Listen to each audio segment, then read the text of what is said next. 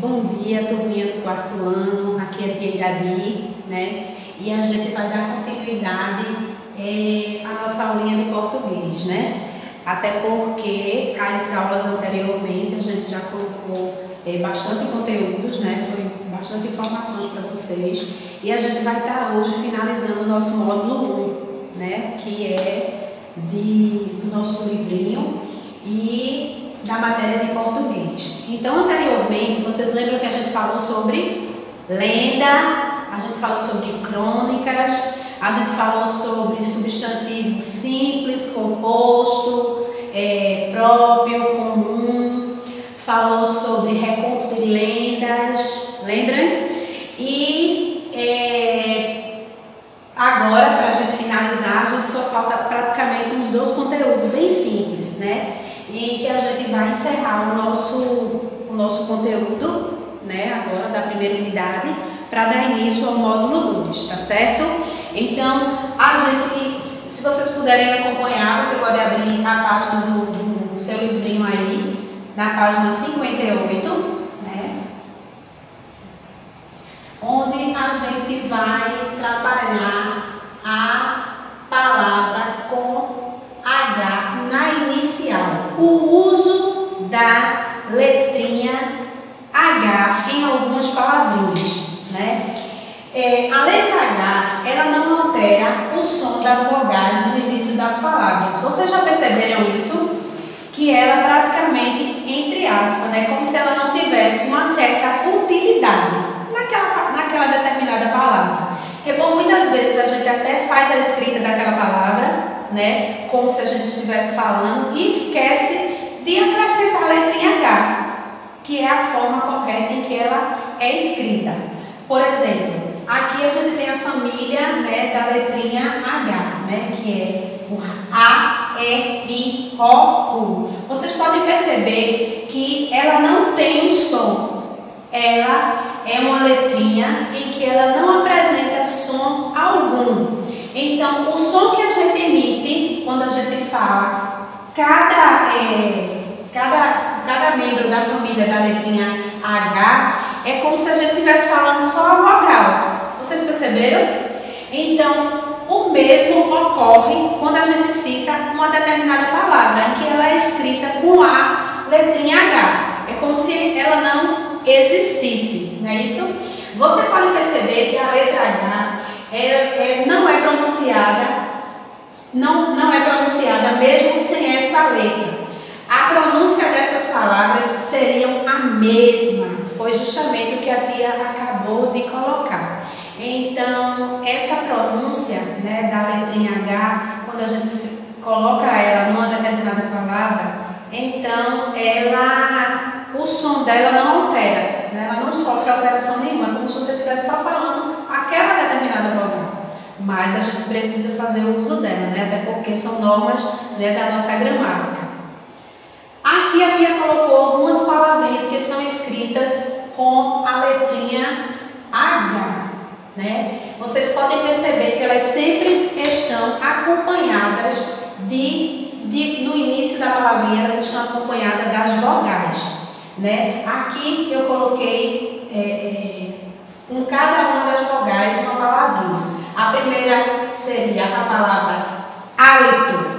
Vocês percebam que a gente praticamente, de início, a gente já fala o quê? A vogal, né? De imediato é a vogal que vem de frente, né? Dessa palavrinha. Porque o som do H, ele realmente não aparece, né? Helicóptero.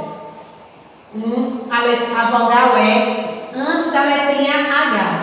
Hidratante, a vogal I antes da letrinha H. Hotel, humano. Então, essas palavras, a escrita correta delas, independente da palavra ter um som ou não, ela tem que ser escrita da maneira correta, usando a letrinha H na frente da vogal, certo? Então, existem algumas normas para que a gente possa, né, fazer a escrita, né, da palavra da maneira correta.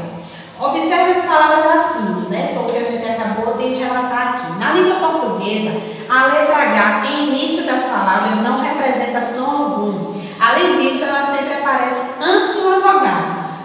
Não sei se vocês estão percebendo, mas a gente está sempre repetindo e colocando para que fique claro na cabecinha de vocês que, independente dela ter alguma utilidade para a elaboração daquela palavra ou não, vocês vão perceber que ela não vai emitir som algum. Se vocês fizerem, como anteriormente a gente colocou a família, né, da letrinha H, vocês vão perceber que o som do H ele não aparece. Além dessas palavrinhas aqui, existem algumas palavrinhas que são tipo derivado de uma outra palavra. E essa derivação, ela também é escrita com a letrinha H. Por exemplo, hotel, hoteleiro, homem, né? Aí humano. Então, tem algumas palavras que ela derivam outras palavras em que a primeira palavrinha, ela também é escrita com a letra H e a derivação dela também é escrita com a letrinha H. A letrinha H, ela é praticamente assim, por alguns estudiosos relatam que a letrinha H, ela nem é uma vogal e nem é uma consoante, né?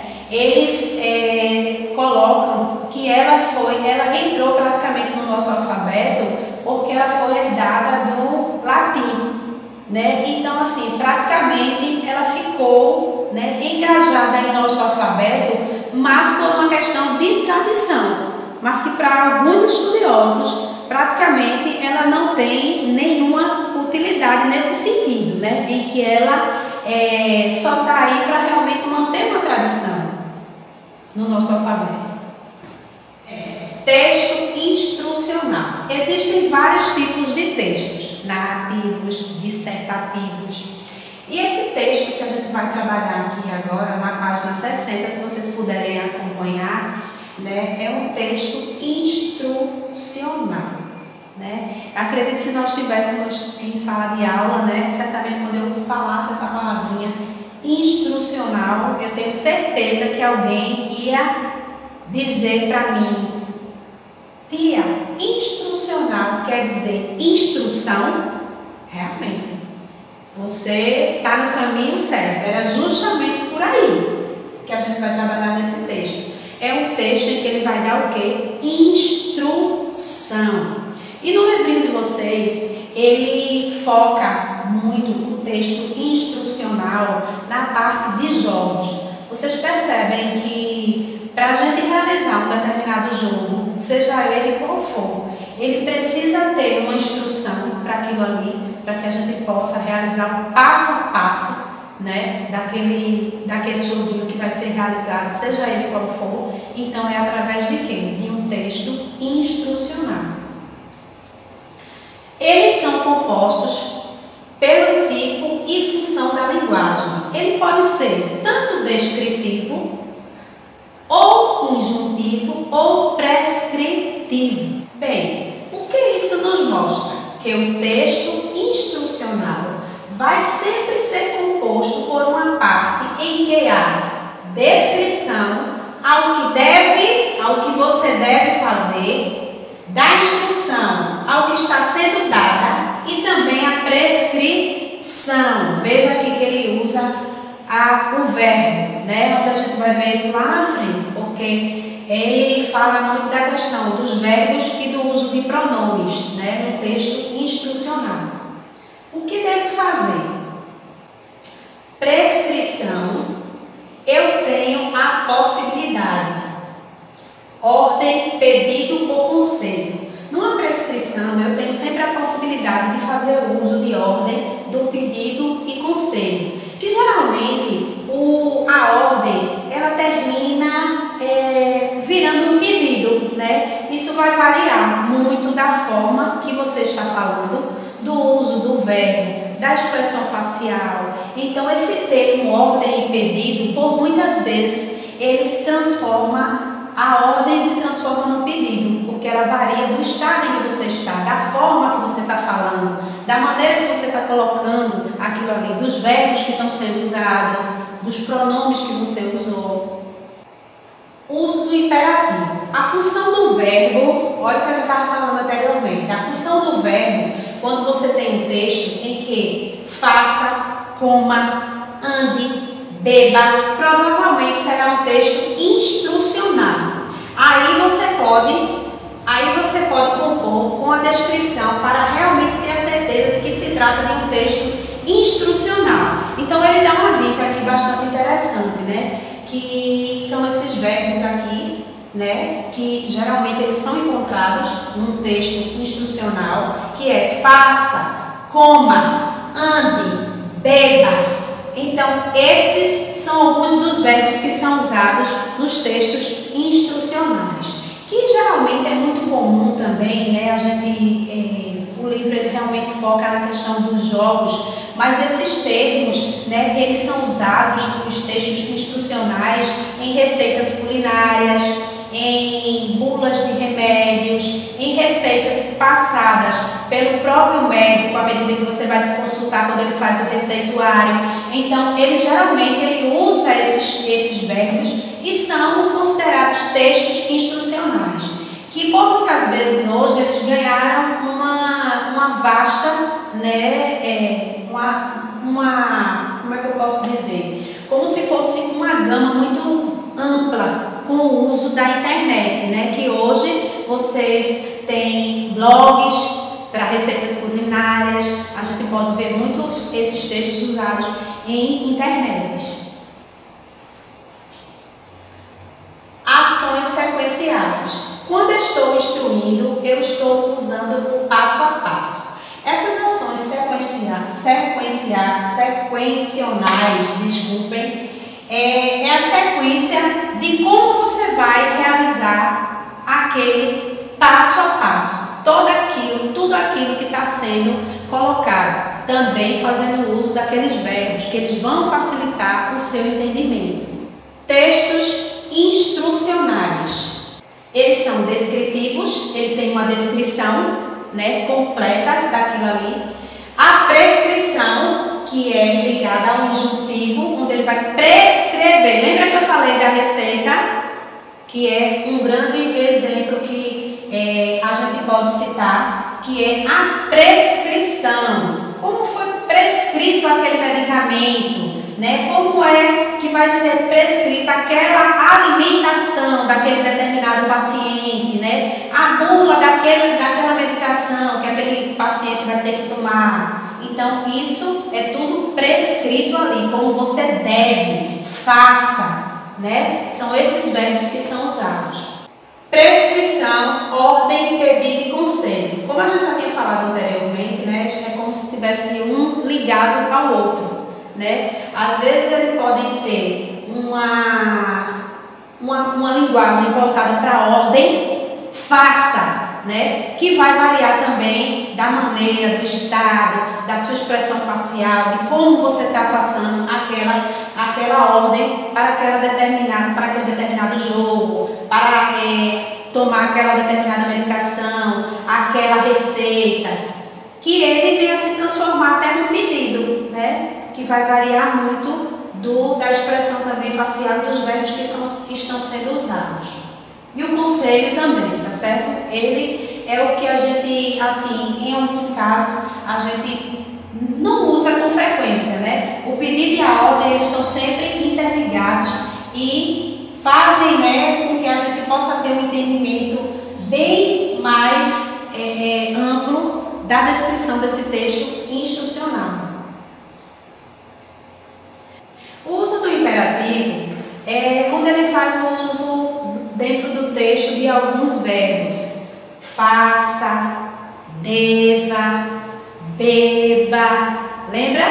Deve. Então são alguns dos verbos que são muito usados, né? O uso do imperativo, quando ele traz para a gente, é nesse sentido, é o uso desses verbos no decorrer desses textos instrucionais. Ações sequenciais. As ações sequenciais são praticamente o passo a passo, né? A sequência que você vai seguir, né? Aí no livrinho de vocês, voltando para a questão de jogos, é a sequência que você vai ter que seguir dentro daquele jogo, né? E a gente trazendo também para os outros exemplos, né? Da receita, da bula, né? Você tem que ter uma sequência, um passo a passo para fazer aquilo ali, né? Dentro da receita, você vai saber qual o material, né? Qual o material que eu vou usar para fazer determinado bolo, o que é que eu vou usar primeiro, né? Tem que ter uma sequência para aquilo ali. E na bula da medicação também, né? Você tem que ter uma sequência para aquilo ali. Você tem que ter os horários, né? Quais são os horários que você vai tomar aquela medicação, se vai ser de manhã, de noite. Você tem que seguir o passo a passo que o médico passou e que a própria receita, né, ela está instruindo ali a questão da idade, né, quem deve tomar o medicamento, qual é a faixa etária, né, quem não deve tomar. Perceba que ele usa sempre esses verbos, né, do imperativo que a gente colocou, que é deva, não é isso? Bem, a gente colocou, né, desejo um bom estudo para vocês, né, a gente finalizou agora o módulo 1 do conteúdo de português, tá certo? E a gente vai estar deixando algumas atividades para que vocês possam realizar, tá certo? Tanto as atividades que deveriam ter sido feitas em classe, mas que a gente colocou para casa, né, devido ao nosso distanciamento, mas não tenham pressa para realizar, tá certo? Com a ajuda dos pais, a gente sabe que o tempo está bastante corrido para os pais, ter que estarem dando conta de todas as obrigações, né, com vocês e as demais que os pais já possuíam. Então a gente pede para que vocês façam com calma, não precisa correr, vocês vão ter tempo para tudo isso, tá certo? Então a gente encerrou o nosso conteúdozinho da primeira unidade de português, tá certo? E fiquem com Deus, Deus abençoe a todos vocês e até a próxima aula.